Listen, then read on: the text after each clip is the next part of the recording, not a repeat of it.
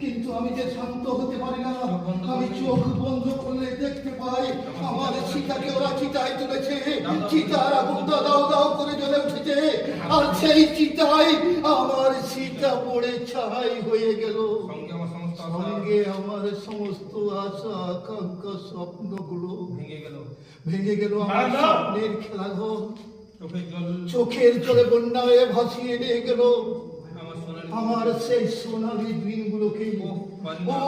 আমি পারি না, আমি ভাবতে পারি না যে সীতা আমার কাছে নেই। ভগবান দুর্গামের প্রতিবাদ করবে, তাকে মুক্ত হবে রে পাগলা। তুই পুলিশ হয়ে প্রত্যেককে রক্ষা করতে পারছিস, তাহলে জনসাধারণ কিভাবে নিজেদেরকে রক্ষা করবে? ঠিক ঠিক ঠিক মনে করছিস, ঠিক মনে করছিস। আমি তো পুলিশ, আমাকে থানায় যেতে হবে, তারপর যারা আমার সীতাকে মেরেছে তার বিরুদ্ধে ফায়ার করতে হবে, তাকে অ্যারেস্ট করতে হবে, চার্জশিট দিতে হবে। এখনো অনেক কাজ আমার। তোদের সাথে গল্প করে সময় কাটানো চলবে না। আমি যাই। দেখেছো আমার পিস্তল আর টুপিটা যে আমি কোথায় রাখলাম আমি খুঁজে পাচ্ছি না। তুমি